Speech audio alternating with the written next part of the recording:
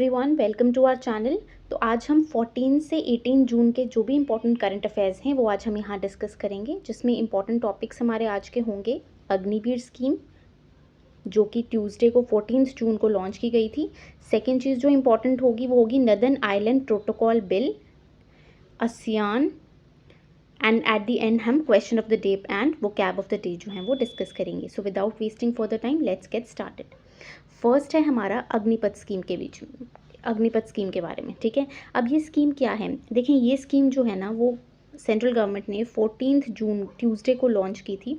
ठीक है, क्या है ये स्कीम? ये बेसिकली रिक्रूटमेंट स्कीम है हमारी इंडियन यूथ के लिए, ताकि वो आर्म्ड फोर्सेस में सर्व कर सकें। ठीक है, स्कीम को हम अग्निपथ बोलते हैं और जो यूथ इससे सिलेक्ट होंगे उनको हम अग्निवीर बोलते हैं। ठीक है, जैसे सोल्जर्स हैं उन सोल्जर्स को क्या बोला जाएगा? अग्निवीर स्कीम बोला जाएगा। अगर हम एलिजिबिलिटी की बात करें तो इसमें एज लिमिट है आपकी 17.5 टू 21 ईयर्स आपकी एज लिमिट है। इसको रिसेंटली बढ़ा के 23 ईयर्स कर दिया गया है वन टाइम। इस बार ही होगा कि 23 ईयर्स तक जो है वो रिक्रूट्स जो हैं वो लेंगे। ठीक है, रिक्रूटमेंट की बात करें अगर हम, तो 4 ईयर्स के लिए जो ड्यूरेशन है उनको रिग्रेस ट्रेनिंग और इम्पार्ट की जाएगी।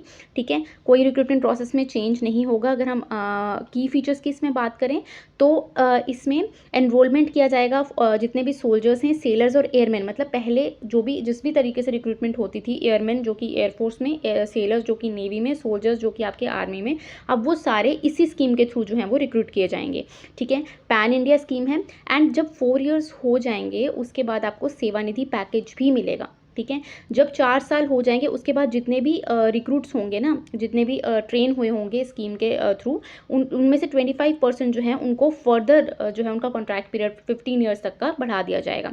इसमें पेंशन जो है वो आपको नहीं मिलती है, लेकिन आपको सेवानिधि पैकेज मिलता है एंड आपकी सैलरी भी इसमें अच्छी है।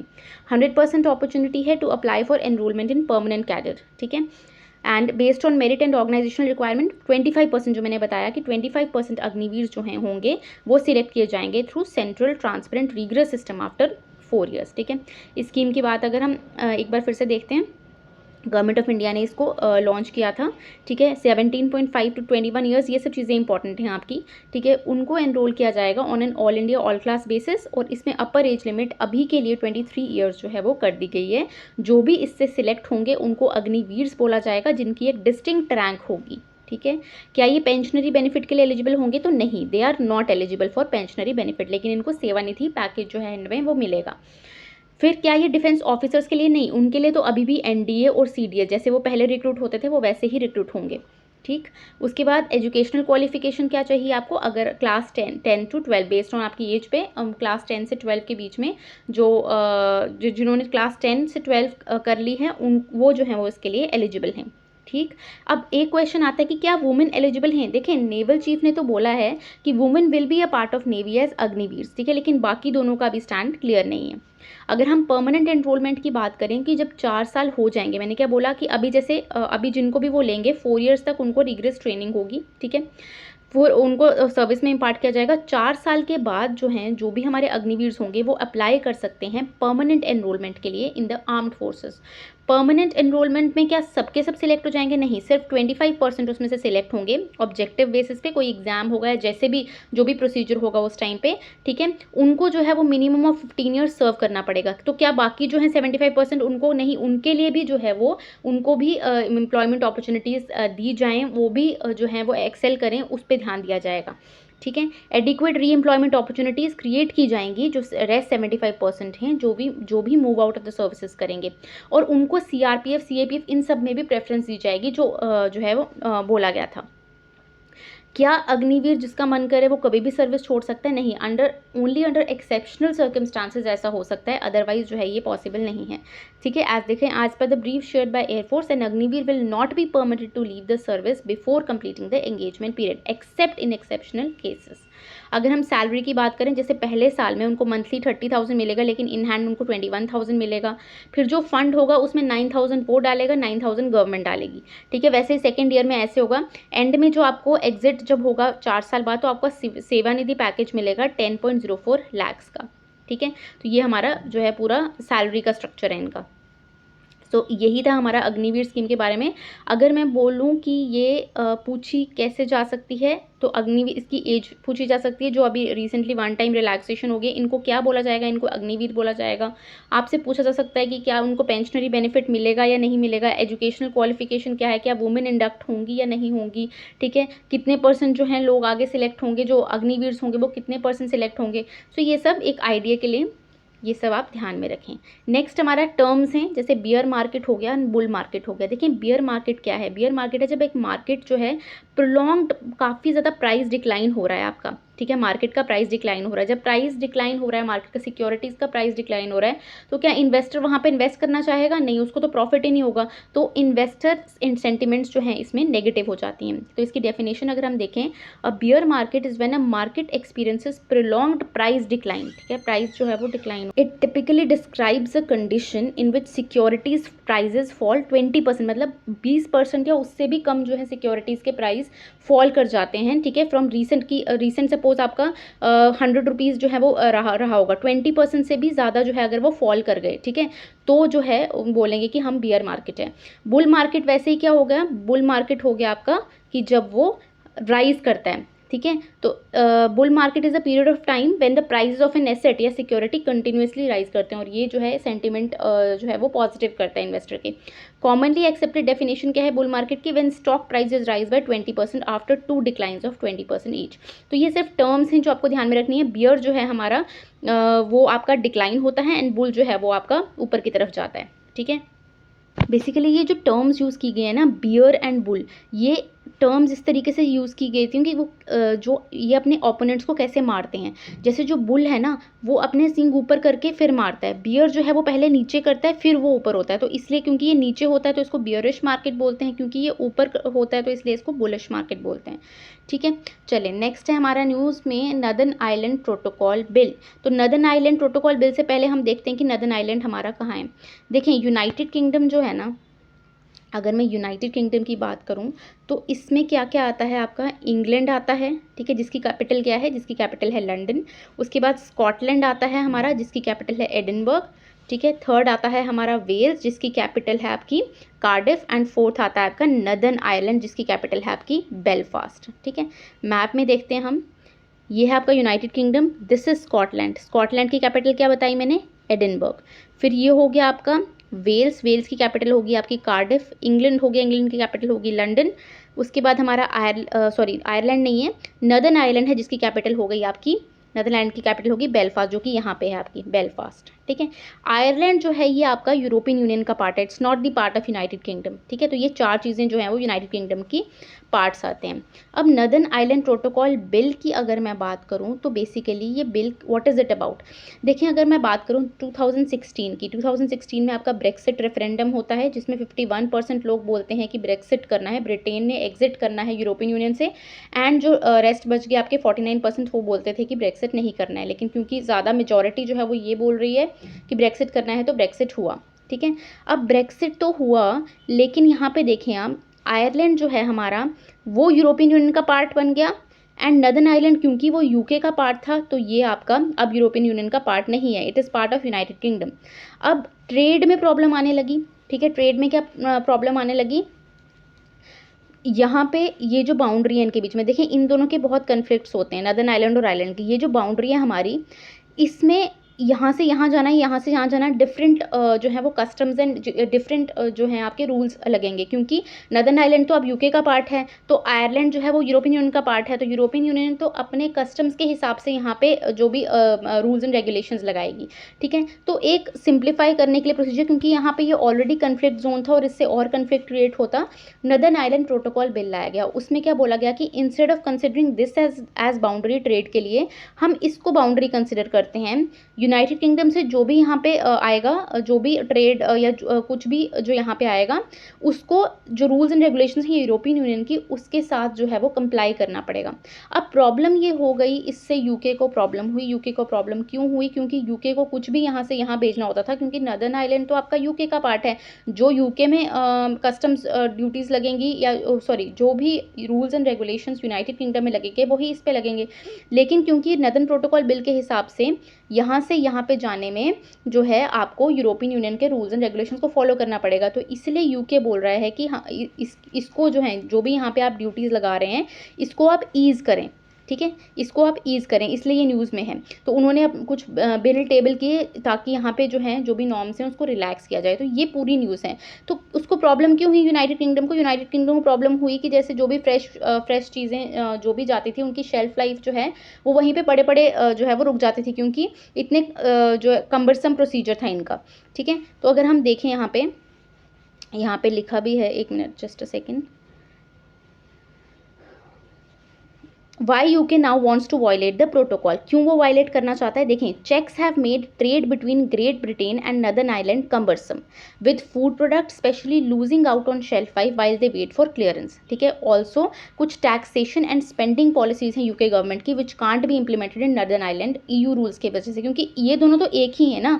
अगर हम बात करें यूनाइटेड किंगडम, ये नदर्न आयरलैंड इसी का पार्ट है, तो यहाँ पर जो भी टैक्सेशन पॉलिसीज या कुछ भी चलेगा वो तो नदर्न आयरलैंड में भी वैलिड होगा, लेकिन ईयू की पॉलिसीज की वजह से जो है ये चीज़ें मुश्किल हो जा रही हैं। ऑल्सो एक अंदर इन फियर भी है कि कल को नदर्न आइलैंड भी उठ के बोलेगा कि हमें सेपरेट कंट्री बनना है, ठीक है। तो ये सब जो भी क्योस है इसकी वजह से ये जो बिल था प्रॉपर पूरा ये न्यूज़ में था, ठीक है। आयरलैंड जो है हमारी उसकी कैपिटल डुबलिन है एंड ये जो है हमारा ये यूरोपियन यूनियन का पार्ट है। चलें अब देखते हैं हम नदर्न आइलैंड प्रोटोकॉल बिल एक बार फिर से। Now after UK left the European union, northern island remained it's only constituent that shared a land border with EU member, ठीक है। और कुछ नहीं है, बस नदर्न आइलैंड इकलौता ऐसा रहा जो ईयू मेंबर के साथ बाउंड्री जो है वो शेयर करता था। Next, EU and UK have different product standards, ठीक है। प्रॉब्लम ही यही है कि उनके डिफरेंट प्रोडक्ट स्टैंडर्ड्स हैं, डिफरेंट आपके चेक्स हैं, डिफरेंट प्रोडक्ट स्टैंडर्ड्स हैं, डिफरेंट चेक्स हैं, ठीक है। तो इसलिए जब भी गुड्स को मूव करना पड़ेगा from Northern Ireland to Ireland तो उनको वही ट्रेड्स एंड प्रैक्टिसेस जो हैं वो फॉलो करने पड़ेंगे। हाउएवर ये जो दोनों साइड्स हैं आपकी नदर्न आयरलैंड एंड आयरलैंड, इनका लॉन्ग हिस्ट्री रही है कॉन्फ्लिक्ट की, ठीक है। और वो कॉन्फ्लिक्ट कैसे रिजॉल्व हुआ था? हमारा बेलफास्ट एग्रीमेंट, जो कि जिसको गुड फ्राइडे एग्रीमेंट भी बोलते हैं, ठीक है। तो अगर आप इस बॉर्डर के साथ छेड़छाड़ करेंगे तो माना जा रहा था कि ये बहुत डेंजरस हो जाएगा, ठीक है, और कुछ भी ट्रेड आप नहीं कर पाओगे। तो इसीलिए ये नदर्न आइलैंड प्रोटोकॉल बिल आया गया कि इंस्टेड ऑफ इस बॉर्डर से छेड़छाड़ करने से, इंस्टेड ऑफ कि आप इस बॉर्डर के साथ छेड़छाड़ करो, आप यहाँ पर जो है वो छेड़छाड़ कर लो, ठीक है, जिससे आपका जो यूनाइटेड किंगडम है उसको प्रॉब्लम होने लगी, ठीक है। ब्रिटेन का न्यू लॉ क्या था जिससे अभी यूरोपियन यूनियन को प्रॉब्लम हुई है कि ब्रिटेन ने न्यू लॉ बोला, उसने बोला कि जो भी आपने ये नदर्न आयरलैंड का ये जो जितने भी आप रूल्स रेगुलेशंस ला रहे हो इसको आप कम करो, रिड्यूस करो custom checks and paper works for trade between Great Britain में basically England, Scotland and Wales और नदर्न आयरलैंड भी पार्ट है यूनाइटेड किंगडम का। तो उन्होंने बोला कि इसको ईज करो, इससे जो है वो ईयू को प्रॉब्लम हुई। तो ये सब कॉन्फ्लिक्ट जो है आपका चल रहा है। देखिए एग्जामिनेशन पर्सपेक्टिव से क्या चीज़ें इंपॉर्टेंट हैं, आपको ये एरिया इंपॉर्टेंट है, यूनाइटेड किंगडम में कौन सी 4 आती हैं, उनका कैपिटल क्या है। यहाँ पे आप देखें ग्लासगो में आपका COP26 समिट हुआ था, ठीक है, UNFFC का, ठीक है, framework convention on climate change जो है आपका ये हुआ था। ये आपका एरिया इंपॉर्टेंट हो गया, ठीक है। उसके बाद ये what is it about, what is northern Ireland protocol bill about. तो आपको 4 ऑप्शंस दिए जाएंगे, बोला जाएगा कि ये ऑप्शन है, ये ऑप्शन, जबकि सही ऑप्शन क्या है कि ट्रेड जो हमारा हो रहा है नदर्न आयरलैंड के बीच में एंड ब्रिटेन के बीच में एंड नदर्न आयरलैंड के बीच में, उससे रिलेटेड जो भी क्योस है उसकी वजह से ये सब न्यूज़ में चल रहा है, ठीक है। नेक्स्ट हम आते हैं आसियान, इंडिया आसियान कनक्लेव अभी रिसेंटली हुआ है कि आसियान के फॉरेन मिनिस्टर्स जो हैं वो न्यू दिल्ली में हैं, वो 2 डे कनक्लेव जो है वो अटेंड कर रहे हैं, जो इंडिया ने होस्ट किया है to mark 30th anniversary of its relation with the 10 nation grouping, ठीक है। अगर हम history of India ASEAN ties की बात करें तो सबसे पहले जो इनकी सेक्टोरल पार्टनरशिप थी, जो 2 ईयर्स की होती है हमारी पार्टनरशिप, वो स्टार्ट हुई 1992 में। फिर धीरे धीरे जो है ये पार्टनरशिप स्ट्रेंथन होती गई एंड 2012 में ये एलिवेट की गई टू दी स्ट्रैटेजिक पार्टनरशिप, ठीक है। अगर मैं association for south east Asian Nations की बात करूं, ये कब इस्टेब्लिश हुआ था, जो कि पूछा जाता है पेपर में, वो इस्टेब्लिश हुआ था 8 अगस्त 1967 में। कहाँ पे इस्टेब्लिश हुआ था? बैंकॉक, थाईलैंड में इस्टेब्लिश हुआ था। आसियान का हेडक्वार्टर क्या है? आसियान का हेडक्वार्टर है हमारा जकार्ता इंडोनेशिया में। तो हेडक्वार्टर कहाँ है और इस्टेब्लिश कहाँ हुआ था, दोनों चीज़ें अलग हैं, दोनों को कंफ्यूज नहीं करना है, ठीक है। किससे साइन हुआ था? बैंकॉक डिक्लेरेशन से, बैंकॉक में ही ये इस्टेब्लिश हुआ था, बैंकॉक डिक्लेरेशन से ये साइन हुआ था। अगर इसके मेंबर्स की बात करूँ तो यहाँ पे मैप में देखें आप, मेंबर्स कौन कौन से हैं इसके, देखें, एक है आपका म्यांमार, ठीक है। ये हो गया आपका लाओस। लाओस जो है वो आपका लैंड लॉक्ड है, आप देखें कि इसके कोई भी जो कोस्ट इसकी कोई कोस्ट लाइन नहीं है, ठीक है। थाईलैंड है आपका, वियतनाम है, कंबोडिया है आपका, मलेशिया है, सिंगापुर है, देन आपका इंडोनेशिया है ये, ठीक है। इसके बाद ये देखें, ये आपका बोर्नियो, बोर्नियो है यहाँ पे। ये अगर मैं बोलूँ, दिस इज़ आपका सारावक एंड ये आपका सबा है। सबा एंड सारावक रीजन जो है ना वो आपके मलेशिया के पार्ट हैं। ये जो छोटा सा आपको रेड कलर में दिख रहा है ये है आपका ब्रुनई, तो ये भी मेंबर है आपका, ये भी मेंबर है आसियान का। और जो बाकी बचा हुआ पार्ट है ये आपका इंडोनेशिया का पार्ट है। तो ब्रुनई जो है ना वो आपका 3 पार्ट्स में डिवाइडेड है। जो बोर्नियो है, बोर्नियो आइलैंड जो है वो आपका 3 पार्ट्स में डिवाइडेड है। ये वाला जो पार्ट है आपका, ये आपका इंडोनेशिया के साथ है, ठीक है। ये जो पार्ट है दिस इज़ आपका सारावक और ये है आपका सबा, ये दोनों जो है वो मलेशिया के साथ हैं। और ये जो छोटा सा पार्ट आपको दिख रहा है ये है ब्रुनई, और ये जो ब्रुनई है ये भी मेंबर है आपका, ये भी मेंबर है आपका आसियान का, ठीक है। और ये फिलीपींस हो गया। तो हो गए 10 मेंबर्स हो गए, 1 2 3 4 5 6 7 8 9 10, ठीक है। सिंगापुर हो गया। तो ये आपके ये this is south east Asian nation. चलें, नेक्स्ट है हमारा स्टैगफ्लेशन। देखिए स्टैगफ्लेशन 2 वर्ड से बना है। एक है स्टैग्नेशन मतलब रुक जाना बिल्कुल, दूसरा है इन्फ्लेशन मतलब कि आपकी अनएम्प्लॉयमेंट भी काफ़ी ज़्यादा है प्लस आपकी कोई ग्रोथ नहीं हो रही, तो सब कुछ रुका हुआ है, ना ही ग्रोथ हो रही है ना ही एम्प्लॉयमेंट में कोई जो है वो इम्प्रूवमेंट हो रही है। मतलब आपके पास एम्प्लॉयमेंट नहीं है तो आपके पास पैसा नहीं है, लेकिन आपकी इन्फ्लेशन भी बढ़ती जा रही है, तो मतलब एक इकोनॉमी जो है वो बिल्कुल रुक सी गई है, दैट इज स्टैगफ्लेशन, ठीक है। अर्बन हीट क्या होता है? अर्बन हीट आइलैंड एक अर्बन एरिया या मेट्रोपॉलिटन एरिया होता है जो कि सिग्निफिकेंटली वार्मर है अपने आसपास के रूरल एरिया से, उसको हम बोलते हैं अर्बन हीट आइलैंड, ठीक है जी। नेक्स्ट हम आते हैं क्वेश्चन ऑफ द डे में। सबसे पहला क्वेश्चन है हमारा, who was the first Urdu scholar who receive the Padma Bhushan? कौन से पहले उर्दू स्कॉलर थे जिन्होंने पद्म भूषण जो है रिसीव किया? तो वो थे एमिनेंट जो हमारे उर्दू स्कॉलर थे गोपी चंद, जिनका अभी अभी जो है जिनकी डेथ हो गई है, गोपी चंद, ठीक है। एंड ये फॉर्मर प्रेसिडेंट थे साहित्य अकादमी के। इनको जो है ये पहले ऐसे उर्दू स्कॉलर थे जिनको पद्म भूषण मिला था। नेक्स्ट है हमारा WPI index, wholesale price index कौन रिलीज़ करता है? सो वो रिलीज़ करता है हमारा, हमने पढ़ा था लास्ट सेशन में 14 जून के सेशन में हमने पढ़ा था, office of economic adviser, ministry of commerce and industry. Very very important. इसका बेस ईयर क्या है? 2012 इसका बेस ईयर है, ठीक है। CPI इंडेक्स कौन रिलीज़ करता है? CPI इंडेक्स, ये सब हमने लास्ट सेशन में पढ़ा था। CPI इंडेक्स रिलीज़ करता है आपका नेशनल स्टैटिस्टिकल ऑफिस, ठीक है। और बेस ईयर क्या है? 2011 से 12। लेकिन जब हम CPI की बात करते हैं ना, ये तो हमने जनरल में CPI बोला, CPI जो है, CPI में हमारे चार चीज़ों का हम कंज्यूमर प्राइस इंडेक्स निकालते हैं। एक है आपका इंडस्ट्रियल वर्कर्स, एक है आपका एग्रीकल्चरल लेबरर्स, एक है रूरल लेबरर्स और एक है आपका CPI rural urban and combined. अगर मैं इंडस्ट्रियल वर्कर्स की बात करूं तो इनका बेस ईयर है 2016। ये जो तीनों है ना, जो फर्स्ट 3 हैं, इनको निकालता है लेबर ब्यूरो, ठीक है, जो कि मिनिस्ट्री ऑफ लेबर के अंडर आता है। तो इन तीनों को लेबर ब्यूरो निकालता है। एग्रीकल्चर लेबर की बात करूं, इनका बेस ईयर और रूरल लेबर दोनों का बेस ईयर जो है वो आपका है 1986 से 87। एंड जो आपका लास्ट है CPI rural urban and combined, इनका जो बेस ईयर है वो है आपका 2012, ठीक है जी। चलें, नेक्स्ट क्वेश्चन है आपका, does headline inflation include food and fuel? मैंने बताया था लास्ट सेशन में, बताया था कि जो हेडलाइन इन्फ्लेशन, हमारी 2 इन्फ्लेशन है, headline inflation and core inflation. Core inflation में जो है, जो भी चीज़ें वोलाटिलिटी कॉज करती हैं ना वो नहीं आती हैं। जैसे कोर में फूड नहीं आता क्योंकि वो उसका भी प्राइस फ्लक्चुएट करता रहता है, फ्यूल नहीं आता क्योंकि उसका भी प्राइस फ्लक्चुएट करता रहता है। हेडलाइन इन्फ्लेशन में सब कुछ आता है। तो क्वेश्चन क्या था, does headline inflation include food and fuel? बिल्कुल, ये इंक्लूड करती है। मॉनेटरी पॉलिसी कमेटी को कौन हेड करता है? मॉनेटरी पॉलिसी को कमेटी को RBI गवर्नर जो शक्तिकांत दास जी हैं वो हेड करते हैं, ठीक है। इसमें कितने मेंबर्स होते हैं? 6 मेंबर्स। 3 जो हैं वो RBI के मेंबर होते हैं, 3 को गवर्नमेंट नॉमिनेट करती है जिनका टेन्योर जो है वो 4 ईयर्स का होता है। कौन कौन से मेंबर्स हैं? एक तो आपके गवर्नर जी आ गए शक्तिकांत दास, ठीक है। सेकेंड आपके आ गए माइकल देब्राता पात्रा जी, ठीक है, जो कि आपके डिप्टी गवर्नर हैं।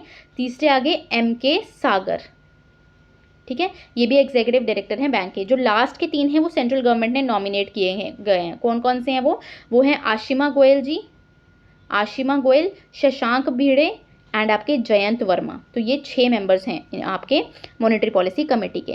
विच member was recently added in SCO, Shanghai cooperation organisation में रिसेंटली कौन से मेंबर ऐड किया गया था, तो वो ईरान ऐड किया गया है, ठीक है, अब ये ऐड होना है।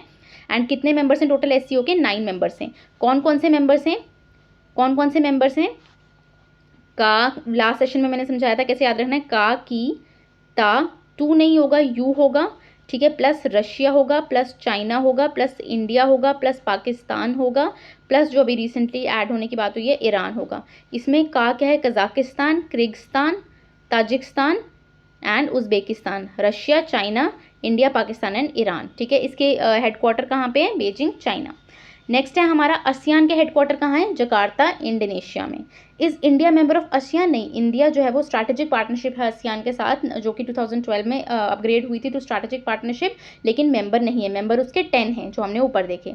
Food safety and standard authority of India comes under which ministry, तो ये किस मिनिस्ट्री के अंडर आता है, ministry of commerce and industry, ठीक है, ये हमने देखा था।